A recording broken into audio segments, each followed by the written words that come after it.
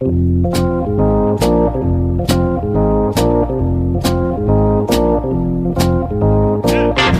us a little bit about what you saw and being able to relay that message to Cora when you watched Kimbrel pitch and kind of help out so he wasn't tipping his pitches.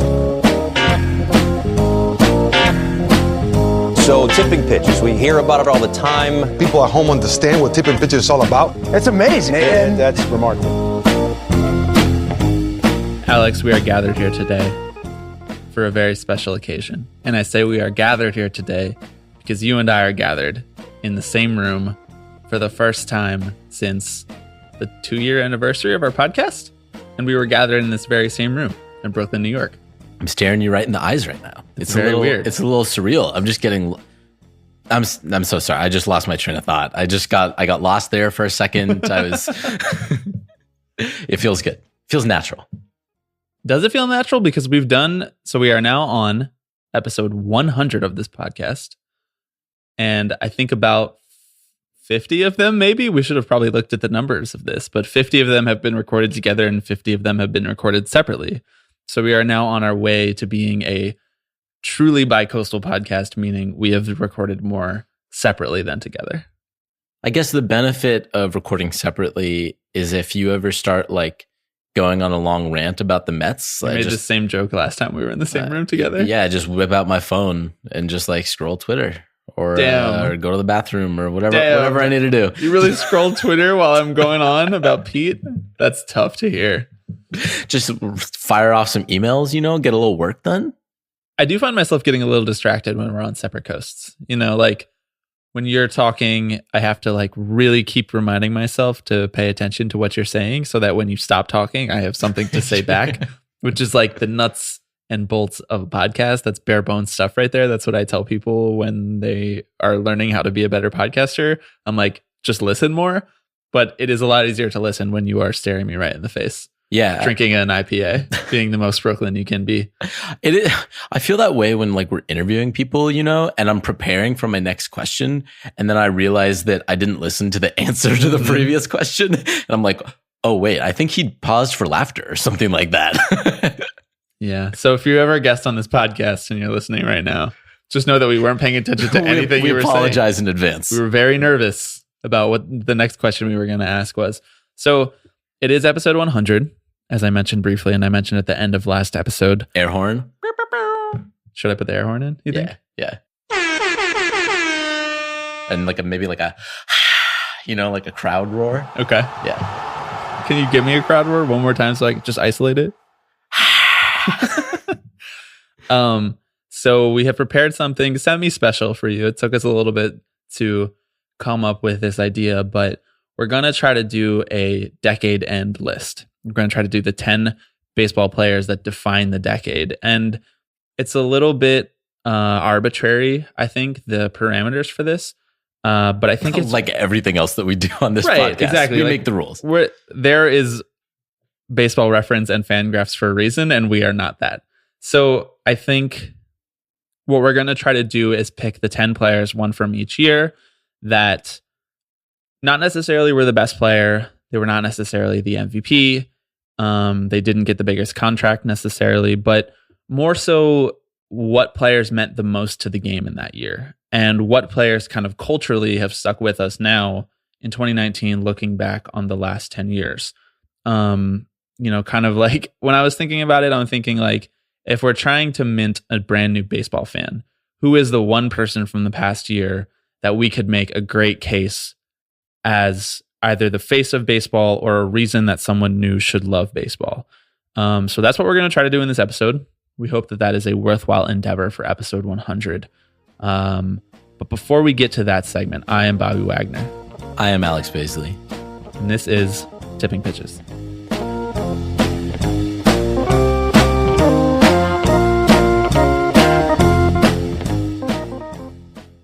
So decade end lists are always a disaster. Yeah. They stress me out.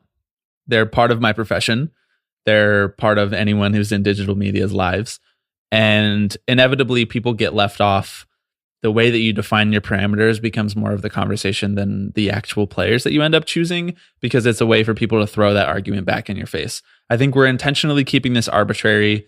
It's a gut feeling thing for us. We spent a lot of time looking back on the last 10 years and throwing some names down on a list and thinking, what player made the most impact on our baseball psyche or on the collective baseball psyche? I think you'll find that all of these players are actually really good, because we're not picking like bit infielders from the Kansas City Royals in 2012. Yeah. Adam Rosales, I'm sorry, you just missed the cut on this. You promise. Were really close. Yeah. But we didn't necessarily just pick Mike Trout for every year, or we didn't pick Miguel Cabrera for the first 5 years. So I hope that this at least a little bit makes sense to you if you're listening. Yeah, I think that, a lot of sports outlets right now are putting out their best of the decade lists. So many, if you just Google like all 2010s MLB team, like you'll find a dozen websites who wrote this piece and included many of the same characters, right? Like you've got Buster Posey, you've got Troy Tulowitzki, right? You have, like you said, Miguel Cabrera. Then you have a guy like Mike Trout or Bryce Harper, and all incredibly good players that definitely, like from purely a baseball perspective, like we'll look back on this decade and be like, we were blessed to watch them all. But I think the thinking with this was, how do we come at this from the angle of like which players really changed the way I think that we like talk about the game, yes, and the way that we think about the game, because that's what a lot of these players did, right? I mean, they just kind of turned our whole notion of like how we consume the sport upside down. Yeah. I think before we get into 2010, I did want to note a couple things.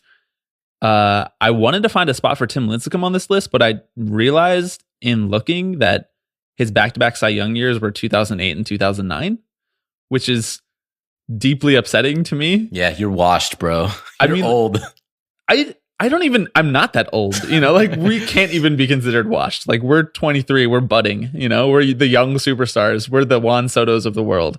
But I felt older than 12 watching Tim Lincecum do what he was doing. And I don't know if that was just because like I was so invested in baseball at the time because I was playing and it was like kind of like my live and die sport at the time, that I just felt like it was more of a visceral memory for me watching Tim Lincecum pitch. And obviously he's the type of player where you never forget how he plays, his pitching motion, that kind of thing, like his diminutive stature and the way that kind of informed his narrative. But I just think it's weird that the 2010s was not the Tim Lincecum decade.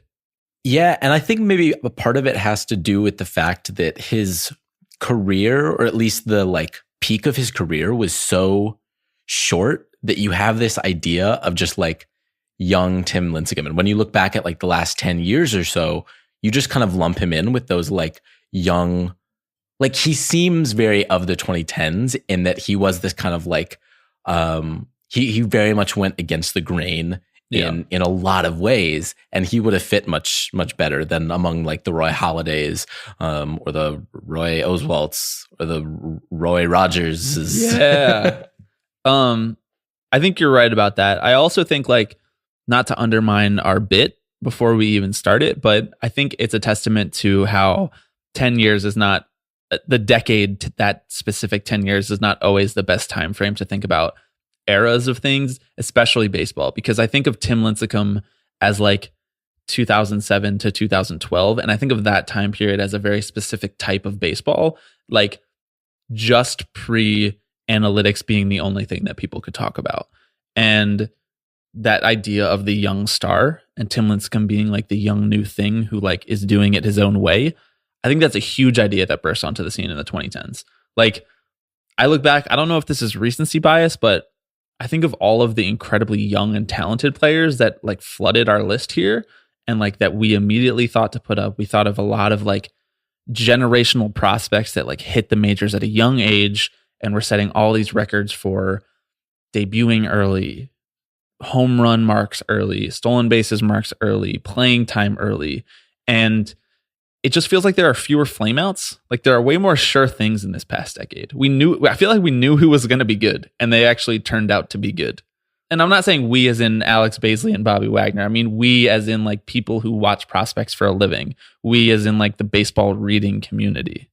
Yeah, that's an interesting idea, I think. I think with the different approaches that teams are taking to like player development also, their teams are starting to see that like there are more ways than one, right? Like if a prospect doesn't fit down one road, it's easier to transition him to another rather than just like to pigeonhole like Rick Ankiel into a position, right? And then make it a big deal when he switches positions. Right. Yeah. Yeah, I think we'll get into that a little bit as we get later in the decade and maybe talk about one Shohei Ohtani. But we start this out by saying that we're going to review the players that define the last decade, and the first two names we mentioned were Tim Lincecum and Rick Ankiel. No, be fair, you mentioned Roy Halladay and Roy Oswalt. Exactly. And Roy Rogers. So we're only half washed. Yeah. I love all of those guys a lot. Rick Ankiel throwing the ball over the backstop is a very important moment for me. All right, let's get into it. 2010. How should we do this? Should we read off the winner? Should we read off the list of guys that we have here? I think we should probably start with the winner. Yeah. Okay. So we'll start with who we chose for that year, and then we'll introduce a couple of the other guys who we considered for the spot and why. It's Felix Hernandez. We landed on Felix Hernandez. The 2-2. He got him! 34 years, 119 games. It's finally happened. A perfect game by a Seattle Mariner. It was done by the King, Felix Hernandez. It was tough to try to determine how we would even nominate players for something like this. Going back and looking at names and lists and MVPs and who led the league in jersey sales and who was on the cover of MLB The Show. For the record, in 2010 and 2011, it was Joe Mauer on the cover of MLB The Show, which just goes to show you what they were aiming for at the time. Derek Jeter led the league in jersey sales for 2010, 2011, and 2012. But I just like, in thinking about Derek Jeter, like it did feel like his league at the beginning of this decade, which is crazy because now I think of him as Marlins executive, which is the way that you have to think about him because he's so present in the consciousness for that reason still. And we all obviously know what he did as a Yankee, and we know he'll be in the Hall of Fame and all of that stuff. But his relevance at the beginning of this decade is undeniable, but also doesn't feel like it sticks. And so in choosing Felix Hernandez, I feel like we get to someone who had a level of cultural impact both on the game, the way he pitched, that overpowering style, just incredible stuff that you've seen a lot of players have since then, but also the way that we talk and write about the game. Like there was an entire cottage industry of baseball writers and fans that developed around the Mariners at the beginning of Felix Hernandez's career that, you know, talking about how he should and deserves to win the Cy Young despite the fact that he's not winning a lot of games just because he's on a bad team. And that's impacted someone like Jacob deGrom. And then kind of looking more analytically at the way that he pitches and appreciating it more and talking more about his pitch usage and what are the best pitch combinations that he can put together to be the best version of himself. So I think Felix Hernandez feels like a good place to start this list off because the passion for him in the larger baseball community is so deeply rooted. I also think he's very much a forefather to the ethos that a lot of today's young stars play with. That sort of like gusto that they have, right? Playing the game, that flair that they have. You know, with Felix and his hat cocked kind of sideways. Yeah. And the jewelry. It always felt a little like he was kind of taunting the batter, but like in the most like friendly, affable way possible, right? And yeah, he's like Manny Machado before Manny Machado. Right. But although slightly less villain, like Machado very much willing to lean into the role of the villain. Whereas like it seemed like Felix Hernandez would happily like let you in on the bit. You know, if you want to, like with a player like Adrian Beltre, who at times seemed like his foil on the field, even though they were best friends. And I think in that sense, he probably opened up and really paved the way, I think, for a lot of especially Latin American players who came later on in the decade. Yeah, I think you're right about that.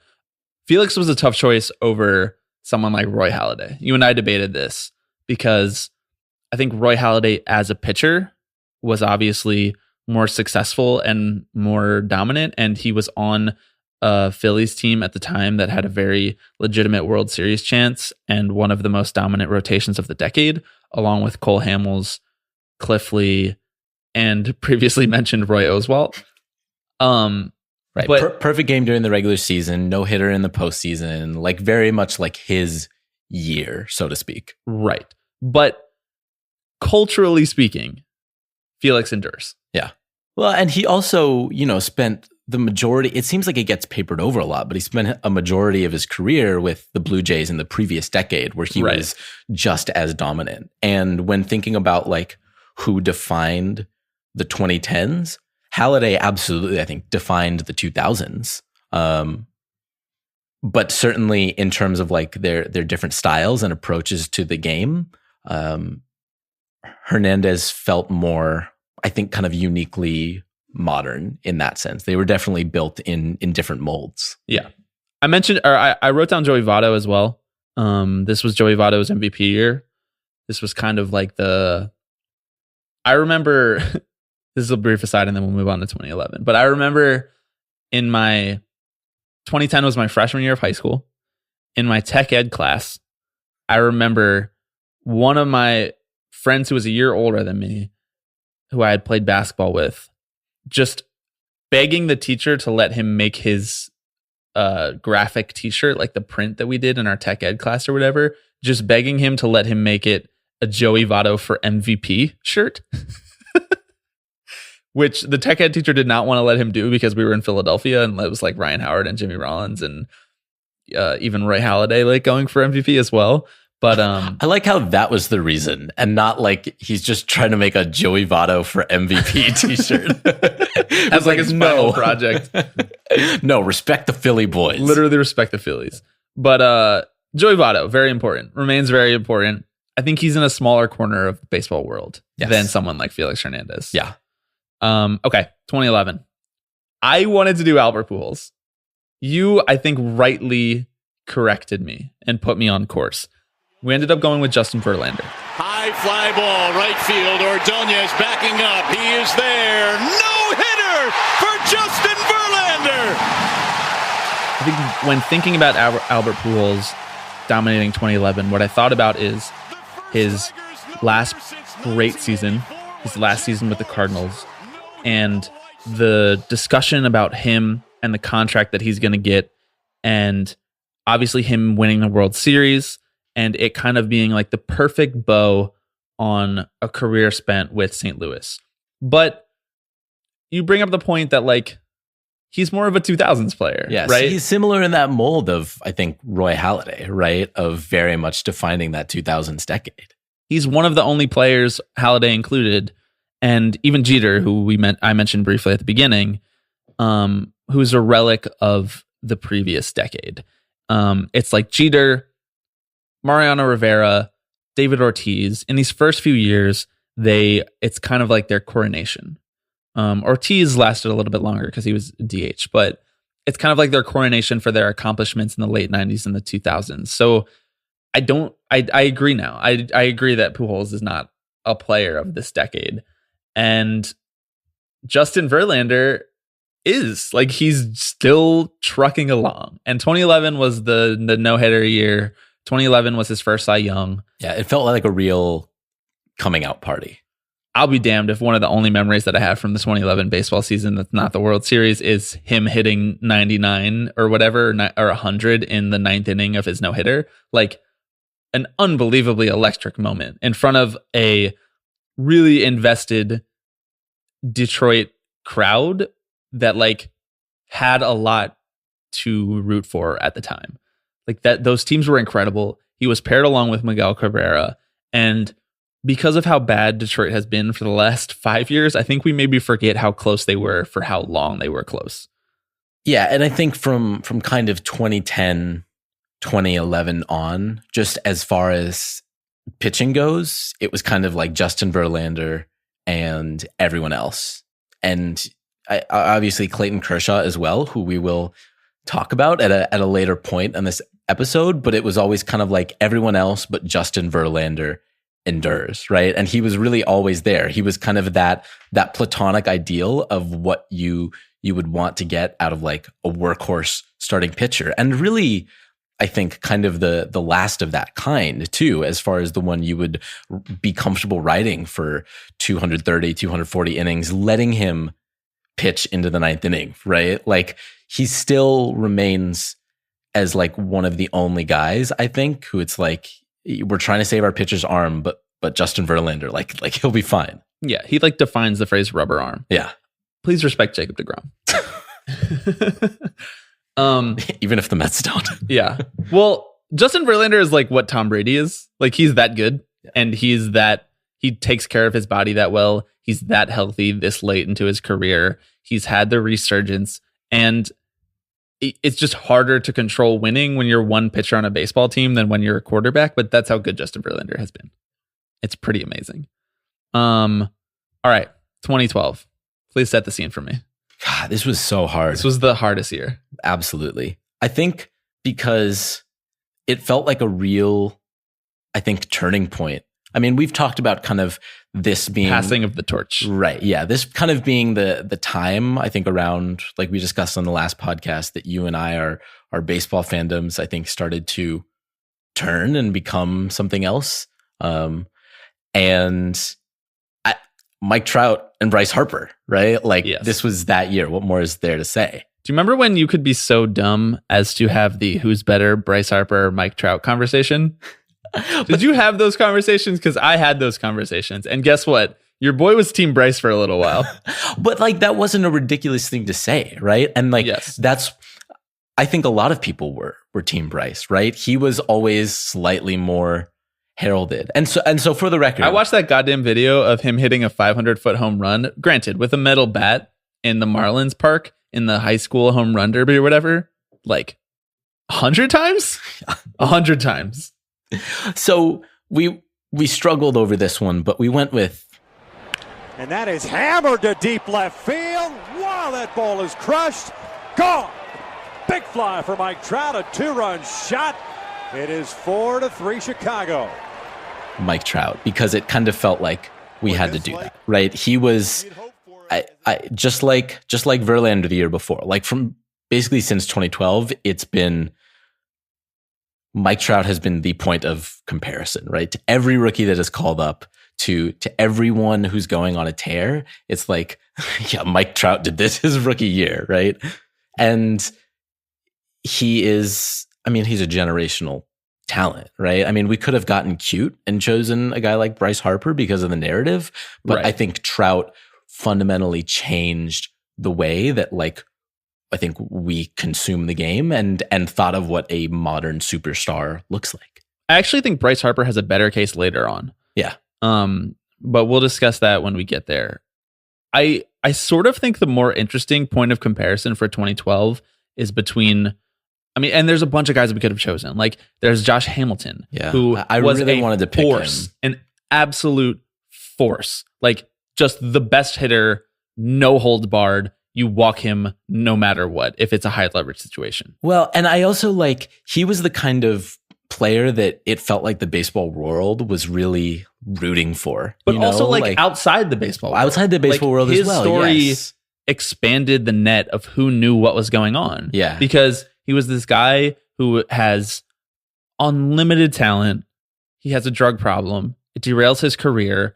He goes through rehab. He comes back. He's just as good as he was before, if not better.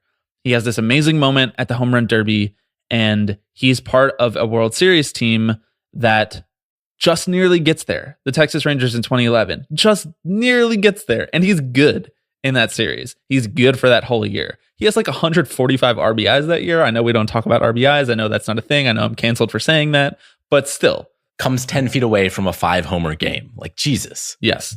But because it was so short, because he bounced around to other teams, because Mike Trout became the best baseball player of all time. Yeah.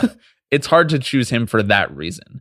I want to say now, though, the most interesting debate in this year is between Mike Trout and Miguel Cabrera. Yes. Because this is the flashpoint for everything that would come. Performative knowledge about sports analytics, right? Like there was a certain smarminess that came to knowing that Mike Trout was better than Miguel Cabrera this year, knowing that he should maybe deserve the MVP or he should at least be in contention. Whereas the older baseball talking heads and the powers that be, they were like, Miguel Cabrera, immediate MVP. He won the Triple Crown.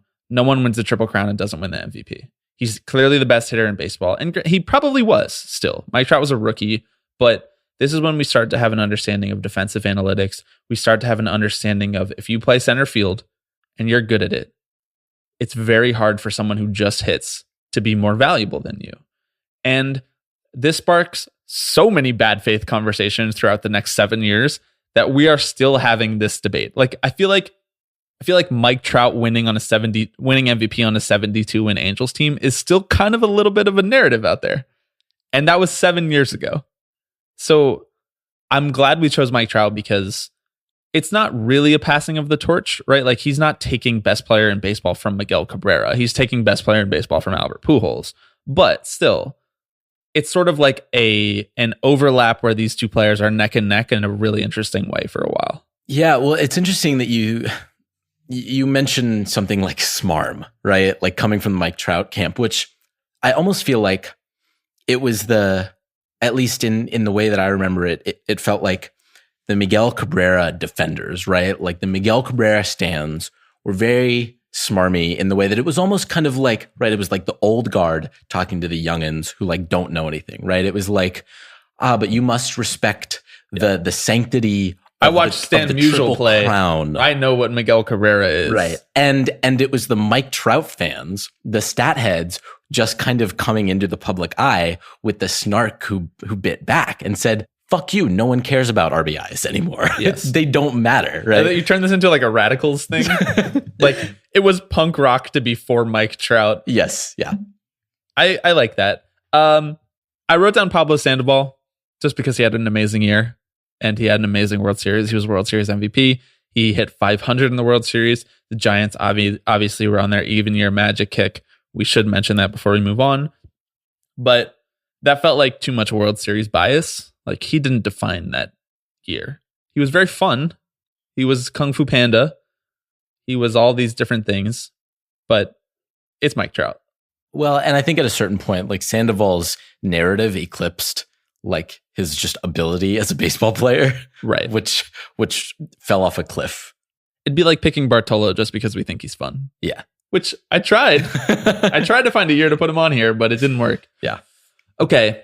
2013. Oh man, another really good year. Another really interesting year for a lot of different reasons. Matt Harvey, not who we ended up choosing, but I mentioned this a couple weeks ago. I think in 50 years, we're going to look back on this decade and we're going to look back at all the best pitchers and the best players. And we're going to think about guys like Zach Greinke. We're going to look at guys like Justin Verlander. We're even going to look at like the Madison Bumgarner performance in the World Series in Game 7. And we're going to forget how many fans Matt Harvey created. It's going to be very easy to forget the way that he so bombastically stepped into the city of New York and created this character, this narrative that every 5 days he owned sports in the biggest sports town in the entire world. And I think that we are running the risk of maybe forgetting that because he burned out so fast and he had like a 6 ERA for the Angels for the last 2 years. But like that does not happen anymore. If that happened in 2019, you and I would have spent 30 minutes talking about it every single episode. Like that doesn't exist anymore. And it's crazy that it even existed at the time. All that being said, 2013 is the year of Jose Fernandez. Oh, wow. Jose, sharp break on the slider. And just like that, he has struck out 5 in a row. Yeah. And there never really felt like a doubt in my mind either, which is funny because this very easily could have been Yasiel Puig's year as well. It felt like the only potentially reasonable place to put him, and both very similar in character and spirit. But I think I think we've talked about this before, but just the sheer joy of Jose Fernandez and watching him pitch. I mean, and it was not just the dominance, right? I mean, I feel like, but it was also the dominance. I mean, when I think of him like on the top step of the dugout, like hanging off the rail, like banging on the rail and cheering for his teammates, which is so funny to me because he was literally like going to be one of the best pitchers of his generation, right? Like, and yet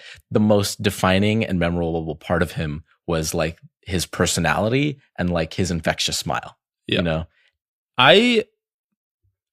So I watched so many 2014 and 15 games between the Mets and the Marlins.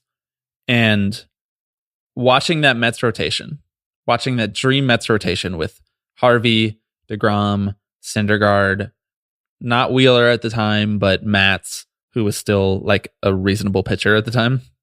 And every time Jose Fernandez would pitch, I would just think, he blows all of these other dudes away in a landslide.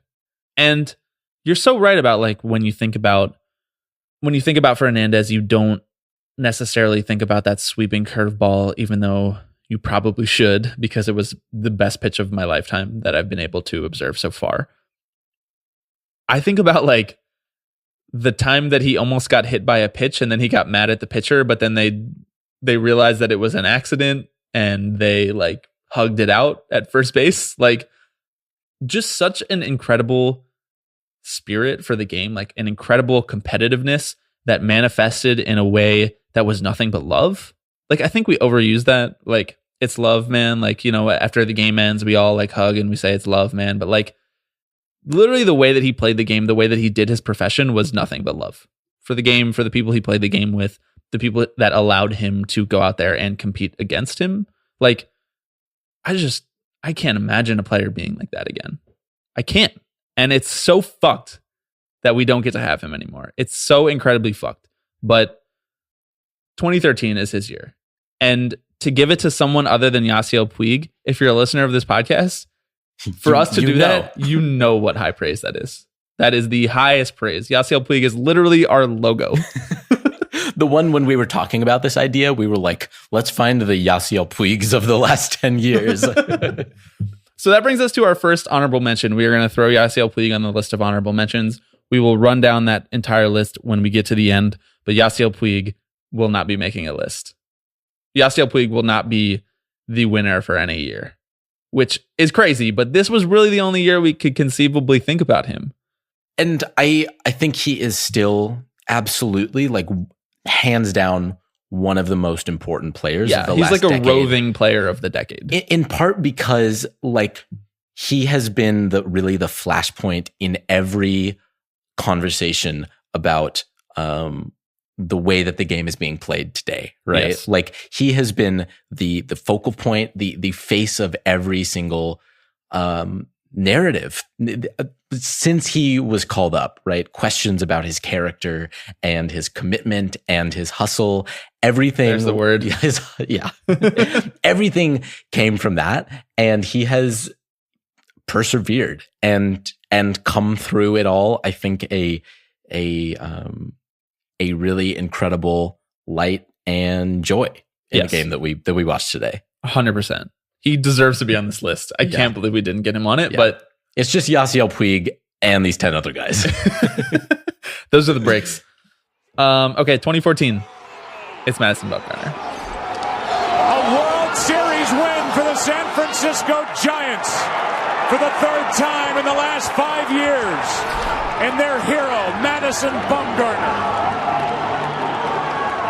Yeah. 2014 is the year of the culmination of even year magic, the culmination of, not the culmination of who Madison Bumgarner is, but I think the peak that defined his career. And I think it's crazy that he's still under 30 because of how much he's accomplished, because of how many opportunities he's gotten and how many times he's answered that call.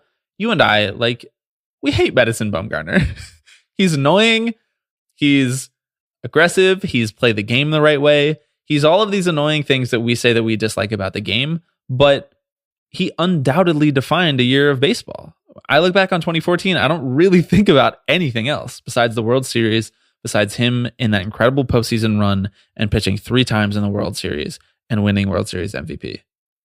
And also, if you look back on the last 2 years of postseason play, starters are going in relief. Starters are pitching on their throw days. The Washington Nationals just won a World Series using the Madison Bumgarner format. He was revolutionary, and the way that Bruce Bochy used him revolutionized how aces get used in the playoffs. It just did. And he, for that reason, is kind of iconic in this decade. I just said that so much without throwing up. Like I'm impressed with myself. In a somewhat annoying sense, just because I think that like the conversation hinged on him so much for like the next year or so, but like he did everything he needed to do to like put himself in that conversation. I mean, and he was an incredible pitcher in his own right before then, right? And after then even.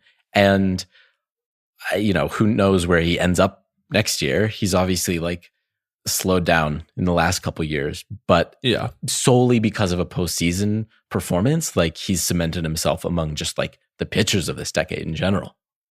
He did it to the Mets in 2016. I mean, when he wasn't even at his peak, like he just complete game shutout. The Mets lost 2-0 in the wild card game.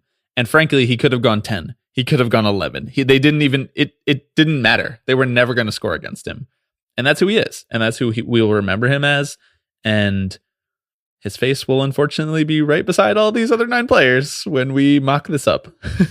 2015. This is my favorite one to argue. Oh, I was ride or die for Bryce Harper. You were ready. You got to 2015 when we were talking about this. And I was like, you were it's just Bryce like, Harper. It's Bryce. And I was like, it's not. Okay. Before we do the Bryce Harper conversation, quick shout out to Wilmer Flores. Love of my life. I just have a little counter over here on my phone of how many Mets players are mentioned. It's going to be more than wait till 2019. God. I can't believe I didn't write Jacob deGrom's name anywhere on this list. Wilmer Flores, obviously not a player of the decade, but he's your player of the decade. The Mets made the World Series in 2015, and their season literally hinged on one insane week that involved Wilmer Flores almost getting traded, crying on the field, and remaining a Met and playing a very substantial role in their playoff run. That's kind of weird. That kind of hasn't happened like ever. Where this, like, I mean, yes, that specific set of events has not really happened. Like this event or this exercise for us sort of turned into like a, damn, remember when this happened? Or damn, remember this player and how influential and important he was? And I just think we should all remember Wilmer Flores. That's my take. Let's remember some guys, man. Let's remember some guys. Now for the good stuff. I thought Bryce Harper for 2015 because this was like Bryce's let's make baseball great again year. And that's when he rebranded himself as that's what he wanted to do. It's when he followed through on the promise that was put on him when he was picked first overall by the Washington Nationals. The savior of baseball, the phenom, this talent that had no other choice but to be fulfilled. 2015 was the year that happened. Yeah, that we said Bryce Harper and Barry Bonds have done X thing. Like, and I recognize the flaws in this argument because I know that the Nationals didn't make the playoffs. His year didn't go to much. He hit 330 with 42 home runs, but it was on a team that had a losing record. But the hair, the bat flips, the quotes, him talking to the press, the back and forth with Jonathan Papelbon, like he feels like the definition of a flashpoint in terms of what you appreciate about baseball. Because if you can appreciate his sort of level of archness, then you can appreciate basically anyone. It's not a far bridge to cross for you to appreciate someone like Yasiel Puig if you can also appreciate Bryce Harper. And I think for that reason, he like widens the net for how we think about a superstar and how weird they can be and how orchestrated they can be and that kind of thing. But you say you like bat flips, my friend. Let me introduce you to Jose Batista. 1-1 from Dodson. Batista with a drive. Deep left field. No doubt about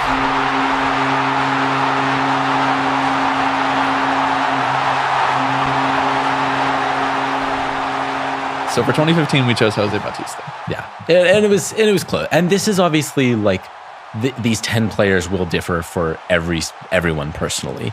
But I think as far as just like defining images from the last decade, let alone that year, like Jose Batista's bat flip against the Texas Rangers is unparalleled. And you can think about it from a purely aesthetic point of view. Like I remember watching that game with you, right? In our exactly school where we newspaper office, it's literally sitting on the desk, right? So here's Google Drive went down. Yeah. So we had an hour and a half to just watch this baseball game without having to do work because our entire student newspaper ran on Google Drive.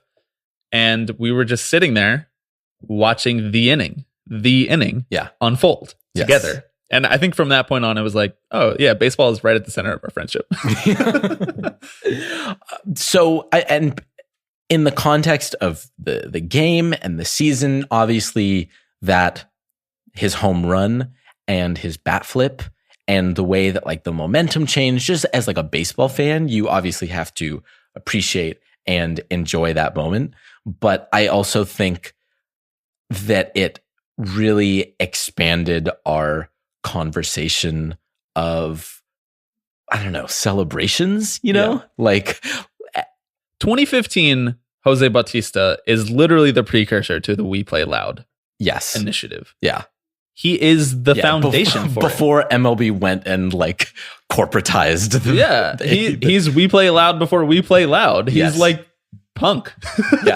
Yeah. And there was conversation at the time, right? About like disrespect. Like they beat him. Yes. Like Rougned Odor. Years later. Rougned Odor socked him in the face. Like without 2015 Jose Bautista bat flip, we don't get the fun and interesting version of the conversation about Tim Anderson. We only get the let's hit him with all of the pitches version of the Tim Anderson conversation. Yeah. And I think purely for that, I mean, it feels like such a simple moment, but I think it had much more of an impact than beyond that single game, right? I mean, the Blue Jays... It's the greatest bat flip of all time. Oh, hands down. The greatest baseball celebration of all time as well. Yes, absolutely. Which is, wow, that's amazing. Yeah, we watched that live. 120 years of baseball, and this was it. A first-round series between the Texas Rangers and the Toronto Blue Jays. Neither team made the World Series that year. Stunning stuff. And it mattered more than anything from 2015. Yeah. It's crazy. But also, here's another reason that we can academically defend Jose Bautista. He was a very flawed player who changed the way he played, developed as a player in only the way that you could in the 2010s. In the previous decade, he's flamed out, he's done. But he changes his swing, he goes to Toronto, and he becomes the home run king. Like that doesn't happen in any other decade. And for that reason, he's very indicative of this decade. He fits in nicely with the way that older players have adjusted their game and become 3 true outcomes, guys who can have an impact on a team that wins 100 games or whatever the Toronto Blue Jays did that year. Like the MVP of the league was on his team that year, and I don't care about him. Josh Donaldson, not culturally impactful. Like obviously he's a swing change guy. Obviously he's a misogynist. We get it. Obviously his hair sucks. Obviously Barstool is his homepage. Obviously he doesn't need all that eye black. How long can we keep this going? But obviously those shades are terrible. But Batista very much represented, I think, what a lot of teams looked to do with their own players moving forward. Like you said, 3 true outcomes. Jose Batista was like, oh, he's not toolsy anymore. Let's just turn him into a 52 home run guy. Yeah. He's the platonic ideal of that. And I think that is what sways me past Bryce Harper. Bryce Harper, welcome to the honorable mentions club. Bang. Bryce Harper, not on the top 10 most important players of the last decade. Incredible stuff. I think if you told me that we would have found a way to leave off Bryce Harper, Clayton Kershaw, who we forgot to mention during 2014, and Yasiel Puig, I would have been like, why are we even doing this exercise? Yeah. We'll have the Clayton Kershaw discussion in a bit. Just bombing our credibility in real time. If you came here for credibility, I don't know why you're listening. 2016, really weird year. Tough year. Really weird year. Yeah. Obviously, the Cubs as a team dominated this year. The curse narrative, the best team in baseball narrative, the dynasty narrative, which started prematurely in this year, but the just unbelievably loaded nature that the way that the Cubs approached this season was the narrative this year. So individually, I ran down that list of Cubs players, and it's like none of them were really the face of baseball in that year. None of them are really the most enduring player because of what they did in the 2016 season. I mean, we could have forced it and given it to a guy like Javier Baez. We could have done Bryant too, right? Like Definitely. As that being like him as the franchise cornerstone, right? Literally at third base. Yes. But I think Javier Baez has solidified himself as a face of baseball since then. He's now playing shortstop. He's now the face of that franchise. He's the guy that they're not going to trade, apparently. And it just felt disingenuous to kind of retroactively put that on him when that's not what he was during 2016. That was a team thing. That Cubs team felt very a rotisserie of young, unbelievably talented players. Yeah, but it was the edges felt very sanded down, like it was this team that was very meticulously built with a bunch of fun young stars who maybe like didn't necessarily have that edge yet, right? Like we weren't really sure the kind of player that Anthony Rizzo might be, even though he was already good, right? 29. Like, yeah, had previously played with the Red Sox. It's a really weird career for him. Yeah, seriously. I mean, Bryant he's came made up, the most of it, but like he was just polished and normal and boring, right? Like Chris Bryant, boring as shit. Not an interesting guy. Super and boring. Not my face of baseball. Looks bad with a hat off. So wow, bodied. Couldn't be me. Another guy I threw down here on this list is David Ortiz. That was the year of his retirement tour. I think that was a really big conversation at the time. And he's someone who's transitioned very nicely into like a booth. And he's an ambassador of baseball. He is a face of baseball, undeniably. But I felt like we would have been rewarding him for what he did in the 2000s. And that's not the point of this exercise. So here's where we landed. Because I love this guy. Had to get him on. 2016 was a very good year for him. It was his arrival. And since then, I think that he made his case for the face of baseball. And I think that he might endure and remain as the face of baseball. It's Francisco Lindor. He almost did it to open up the ball game. And now he does it here in the fifth. A two-run shot by Francisco Lindor in front of all of his fans here in Puerto Rico. And they're calling for a curtain call. I think 2016 was the year that we could conceivably think of him as the next face of baseball. And when I say that, I don't mean he's taking the belt from Mike Trout as the most important player, the best player, or anything like that. When I say that, I mean, here's a guy I want to show to someone I want to love baseball. Like, if someone's like, I haven't watched baseball in a while, what are some guys I should check out?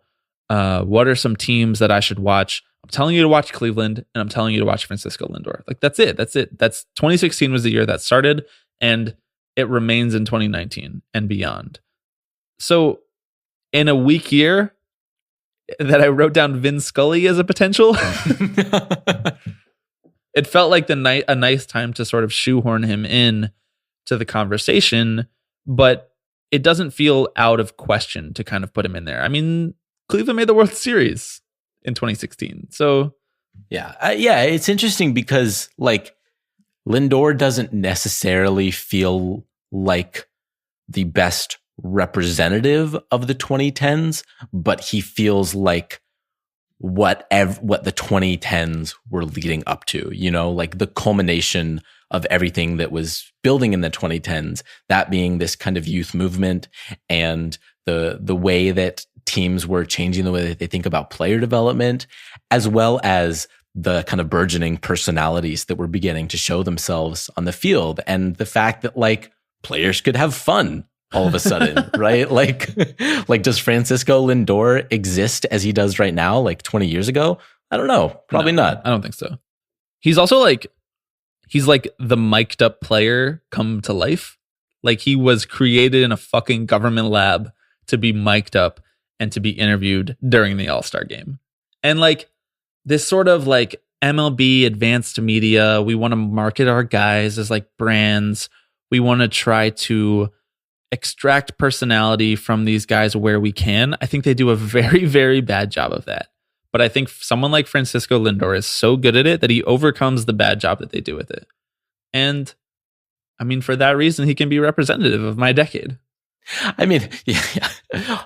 Just roasting MLB social out here. I think that like, obviously it's a narrative that's trying to change, and it's obviously partially on MLB, and it's partially like an internal culture, right? That it's like on fans that too. Like, and it's on fans that allows these players to shine. So it definitely doesn't fall on, I think, any one entity, but definitely all the pieces kind of had to be in place for a player like Francisco Lindor to like blossom at the time that he did.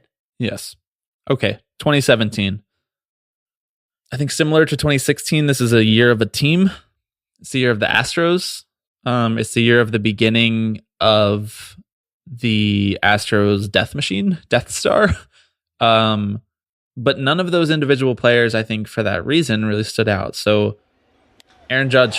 Deep to left field. Going back Cabrera. Looking up. See ya. He's done it. Home run number 50. No rookie has ever hit 50 home runs in a season till Aaron Judge right now. 52 home runs as a rookie. Yankees outfielder. Very handsome, very good at interviews. Just a superstar. Just a bona fide, good old all-American fucking superstar. That's what he is. Yeah. I don't know any reason that we shouldn't pick him. Do you? I'm giving it a little bit more thought right now. And I think if you were to pick someone like Carlos Correa, it would be defensible in looking at him through the lens of like, he is the product, like the fruits of the Astros tanking job that teams would just go on to emulate, right? Like, sure. Like the Astros started a revolution, honestly, in the way that and it's not even necessarily like. Well, I think the Cubs did too. Yeah, yes, yeah, they did. The Astros were just very good at being very, very bad. They were better at it. Yeah. They did the revolution better. And Carlos Correa for a long time was like the guy. The crown jewel. And he made it all the way through, right? Like from the moment he was drafted, he came up and like did exactly what he was supposed to do. And so perhaps not necessarily representative of that year, although I do think he is, you have to look at him in a larger picture of like, everything that would come, right? Like Carlos Correa came up and every team saw that and said, we can get that too. Yeah. Yeah. Although I think Carlos Correa has great PR because like he's not better than the other players that the Astros got out of that rebuild. He's just the most recent one. Yeah. Well, he was always the most highly touted prospect, which is what I think carries him. And he's still a good player. He's very good. And the bust rate on prospects is still high. So for him to come through and just be solid to above average is like, I'm sure the Astros are happy with that. I just like, we just got finished saying the same stuff about Francisco Lindor. We could have said the same stuff at the time about Corey Seager. We can say the same stuff now about Fernando Tatis Jr. I just feel like highly touted superstar shortstops, they happen. But like Jose Altuve doesn't happen. That feels like the thing where like, if you give yourself as many bites at the apple as possible, those kind of guys come to your system. George Springer, Jose Altuve, Lance McCullers Jr. Like these guys feel like the reason that you should do what the Astros did, not necessarily Carlos Correa. Like, I think a lot of teams would have picked Carlos Correa. I don't think a lot of teams could have developed Lance McCullers into what he is. You know what I mean? So for that reason, like, I find Aaron Judge to be more compelling from 2017 because Aaron Judge is a testament to how much it still matters to have a face of baseball who sells a shit ton of jerseys for the biggest, most influential team in the United States. Like, I think it still matters. I think we get pretty worked up about all this stuff about the popularity of our game, but then you look and Aaron Judge sells like 70 million jerseys every year, and you're just like, okay, I see it now. I see a pathway for someone to be very famous as a baseball player. Yeah, Aaron Judge definitely feels like the politically correct choice to make. Wow. Like the safe choice to make. Oh like my God. It's very me. it's very easy to like see him as the face of baseball, right? Being in pinstripes, he's got this like chiseled jawline and cute face, and he can poke a little fun at himself on Jimmy Kimmel, or Jimmy Fallon, whatever, one of the Jimmy's shows, you know. So, for context, he's the only guy that we've chosen who was on the cover of MLB The Show the next year. Yeah, which is interesting. Yeah, I think which means we're too obvious with the Aaron Judge pick. But like, no, I don't think it means that. I think he's definitely like very definitional of this period for sure.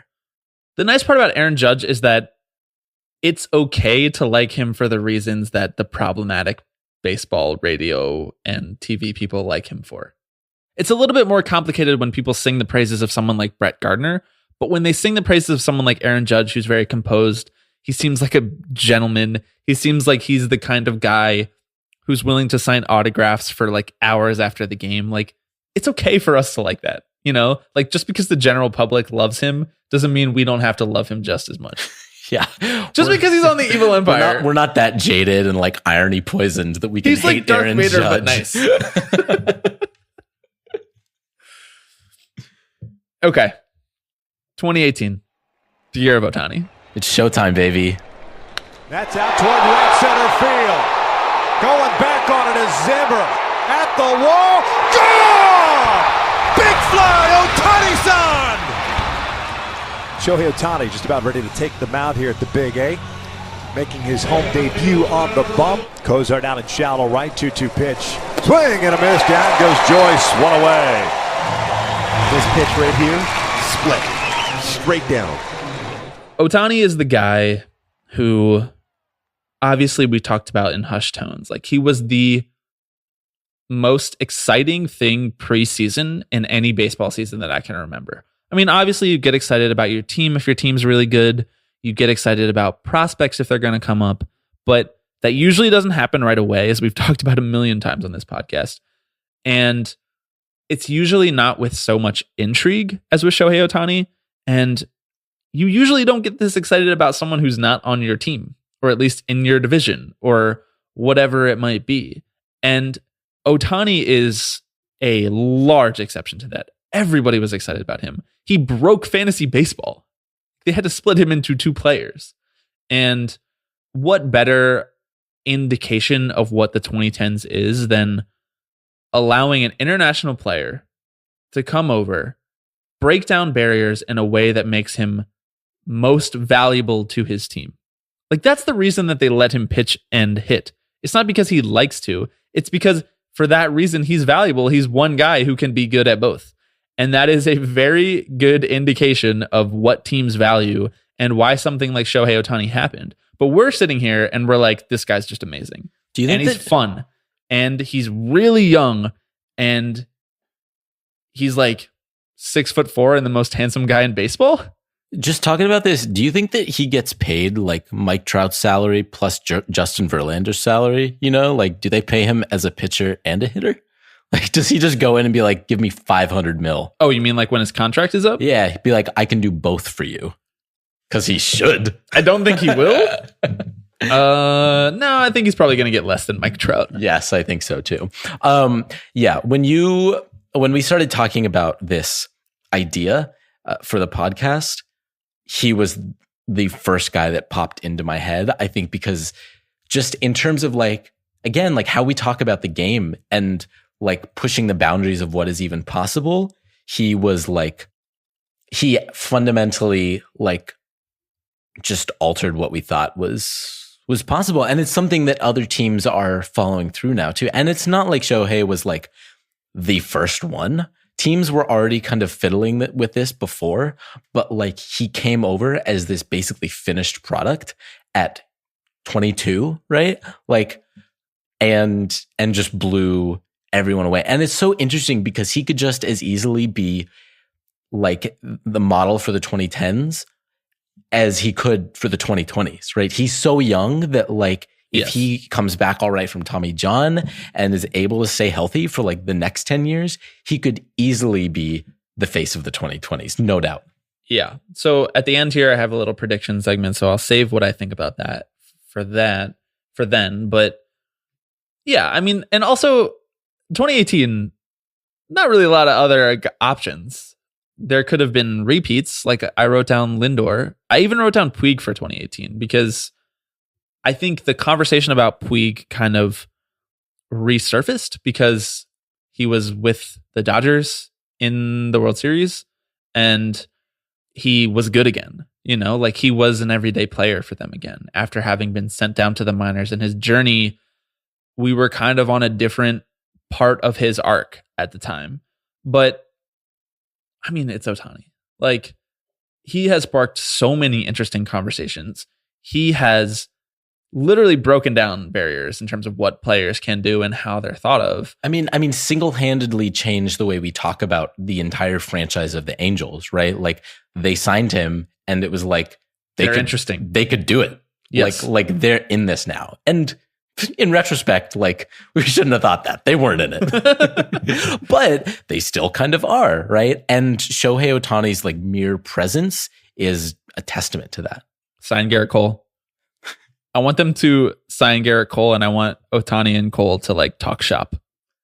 That would be fun. Yeah, not for me as an A's fan. I want all of the Astros secrets to be passed on through Garrett Cole to Shohei Ohtani, but I don't want him tainted by that fucking organization. Okay. 2019. This is it. The last year. It's obviously Pete Alonso.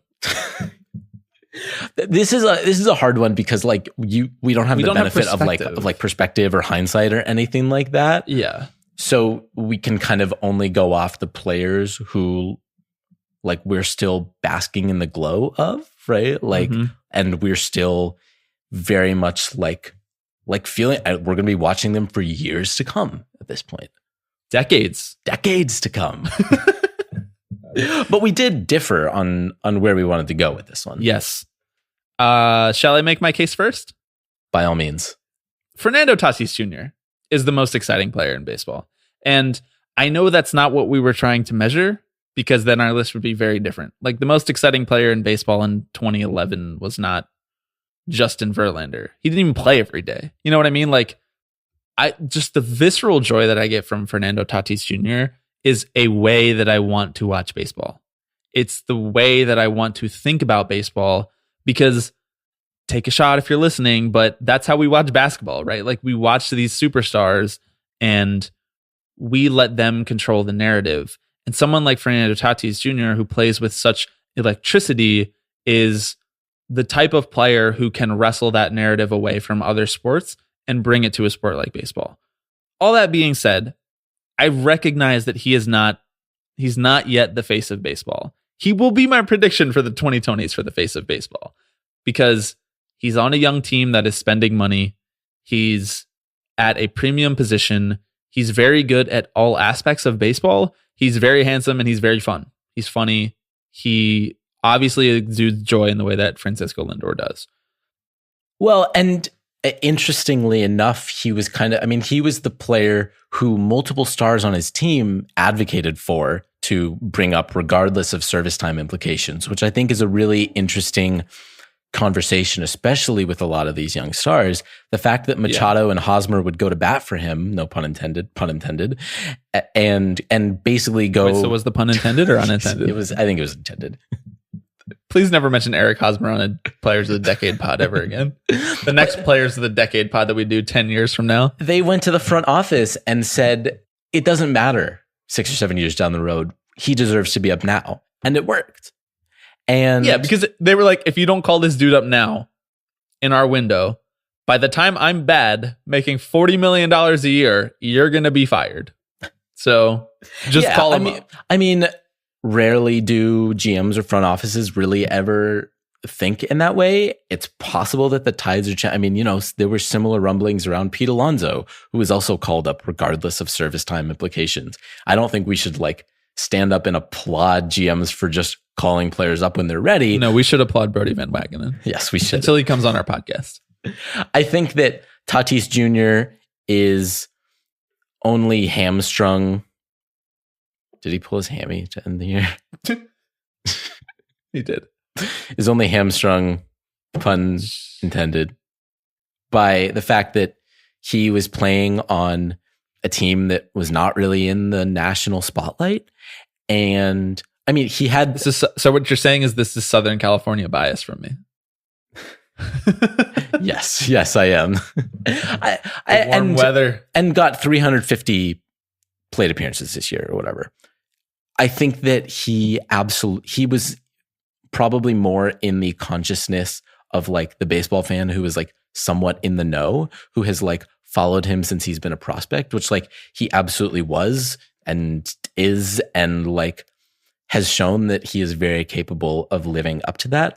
But in terms of like just capturing the national attention, carrying over from his debut as a teenager in 2018, I felt like it had to be Juan Soto. 1 ball, 1 strike. Line drive, base hit to right.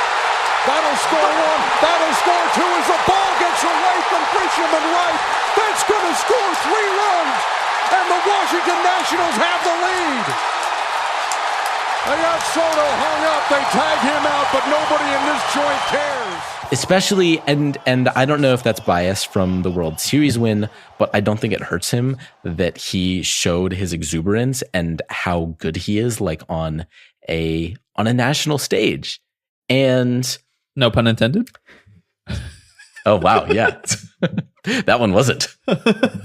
And once again, like felt like the maybe the best representation of the 2010s and like the youth movement, and like pushing it to the furthest extremes and it working, because young players are better than ever, better than we've ever seen them, right? Yeah, at younger ages. Yes, too. Yeah, exactly. And Soto coming up in 2018 and raking and giving us a little tease was wonderful, but in 2019 for him to like fully break out and mature into the star that he is right now, while still having that kind of like youthful joy and exuberance as he plays the game, right? Like, I mean, he was like, there were questions about the void that Bryce Harper would leave, and then Juan Soto came up and the question stopped. Yeah. Right? Like, that is stunning. Yeah. I think for baseball fans who were in the know, I think that was expected. And that's maybe why like I'm a little less surprised by like what went on with Soto, and I'm a little less blown away. Like the wonderment is not quite as much there as we're like, as watching as it is for when I watched Fernando Tatis Jr. Like I watched a ton of Juan Soto games this year, and like he's just great. Like he's just really great at baseball. And he is fun. He does have this crazy magnanimous personality, and that's why I'm more than happy to put him as the 2019 representative. And I think the most compelling version of this case that you're making is doing it on the national stage and remaining truly authentically himself. Like almost weirdly so. Who in any facet of the world does not at least kind of assimilate or kind of shrink down when the spotlight is that hot? Almost everybody adjusts to the stage that they're on. Like what Juan Soto does in game 117 against the Pirates, where he takes a pitch and kind of swipes his leg back and forth in that very trademark manner. Like literally should not be what he's doing in game 6 of the World Series, but he was. And that absurd confidence and commitment to being who you are and what got you there, and also like frankly the love that he showed and the pure passion that he showed with his father after making it to the World Series, like It's pretty amazing. It's pretty amazing stuff. Juan Soto is a pretty amazing player. He's 21 fucking years old.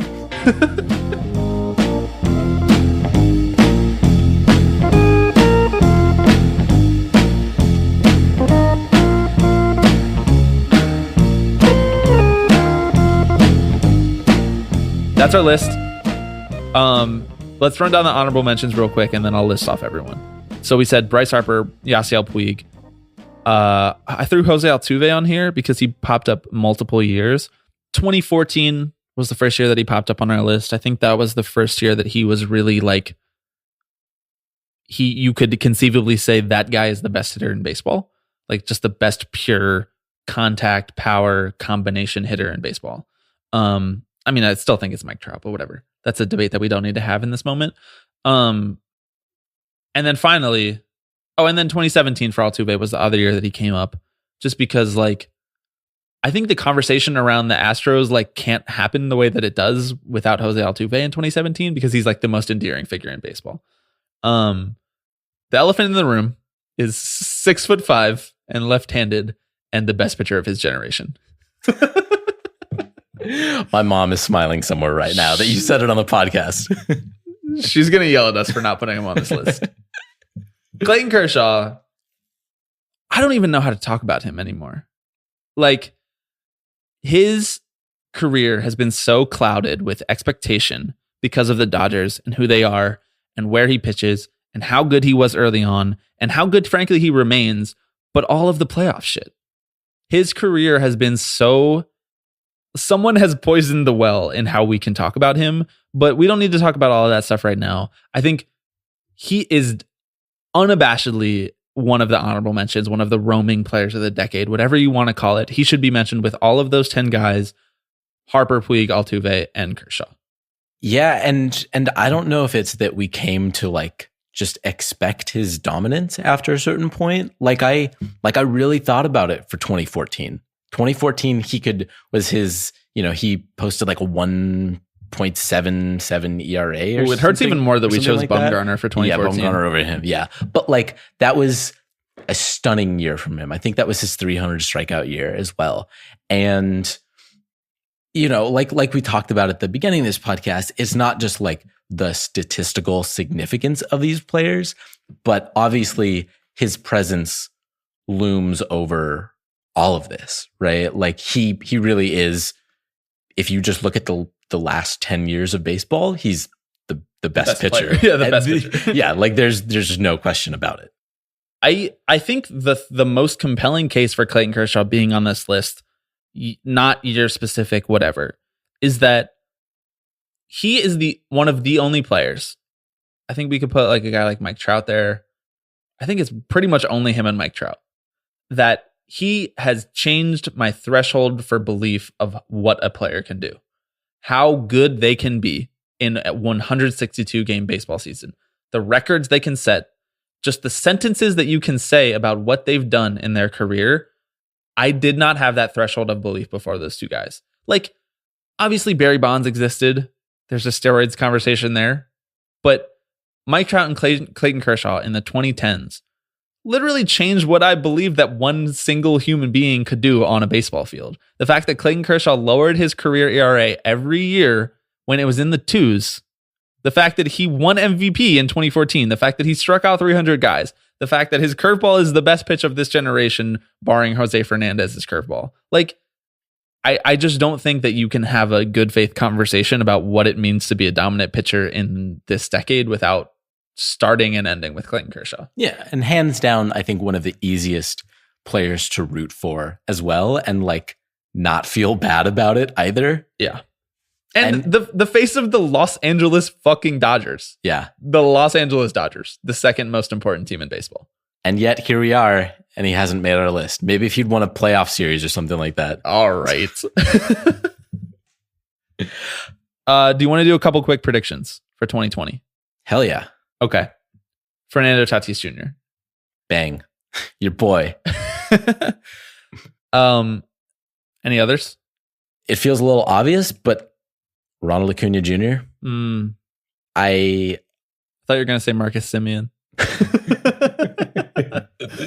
No, 2019 belongs just to him. Mark Canna. Mark Canna. Acuna feels like a very obvious choice to like be the sort of Lindor-esque player, right? Of like the 2020s. Not only is he going to be one of the best players of the next decade, but you know that he's going to be one of the most like exuberant players. And it feels like he kind of like, not saying we forgot about Ronald Acuna Jr., but like with the glut of young stars, like we kind of forgot about A little Ronald bit. Acuna Jr. Yeah. He's like Juan Soto, but better. And Yeah. play center field.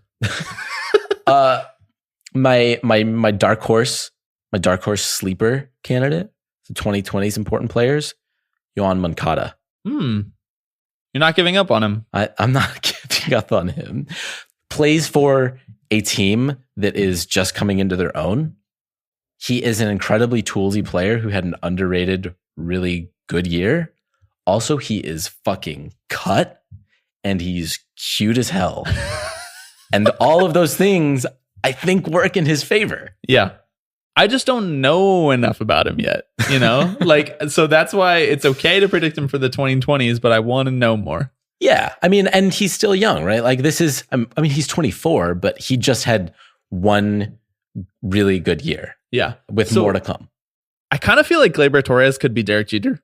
I realize how ridiculous that sounds to say, but he has like Derek Jeter energy in terms of how consistent he is, in terms of how well he handles everything about New York, his versatility, the just prodigal talent at such a young age, and the calm, cool, and collected way in which he approaches it. If he has anything approaching that level of popularity in New York, he will be the face of baseball in 2020s.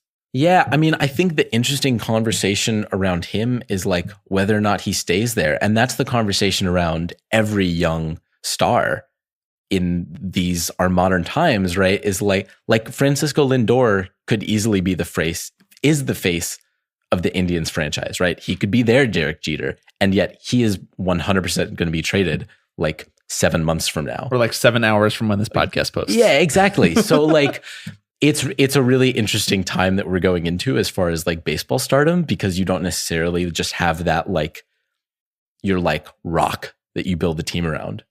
Trout might be that guy, and I can't really think of another one. It would have been Harper, but you know, here we are. All right. That feels like as good a place to end it as any. Obviously, there are a lot of players we did not mention. Obviously, there are a lot of players going forward that we hope surprise us that we don't even know about yet. If there is somebody that you think for a specific year, please feel free to reach out to us and share. Tipping_pitches on Twitter, tippingpitchespod at gmail.com. Alex's phone number is 516. No, I'm just kidding. Hit us with your Mookie Betts takes. Tell me why Mookie Betts is the player that... No, I'm kidding. Tell me why DJ LeMahieu is the player of the decade. Someone's going to come in hot with like some Whit Merrifield takes. I hope that they do. Player of the decade, Whit Merrifield. Give me some Max Kepler. He's just a good old fucking farm-raised baseball boy. That's a player of my decade. Absolutely. We've had a lot of fun over the course of the last 100 episodes. We've done a lot of dumb stuff. We've done a lot of serious conversation.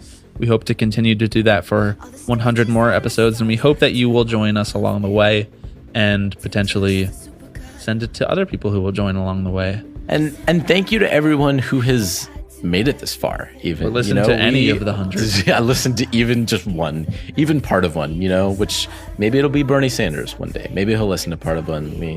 That's a callback, folks. Yeah. We hope you listen to the last episode. A real one. Listen to the last episode.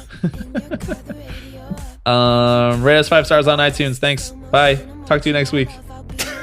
That's how you end the podcast. Make you crazy over my touch, but it's just a supercut of us. Supercut of us. Oh, it's just a supercut of us. Supercut of us. But it's just a supercut of us. Before we get to that segment, I am Bobby Wagner. I am Alex Paisley. And this is Tipping Pitches. Live. From New York. It's Tuesday night. In my head, I do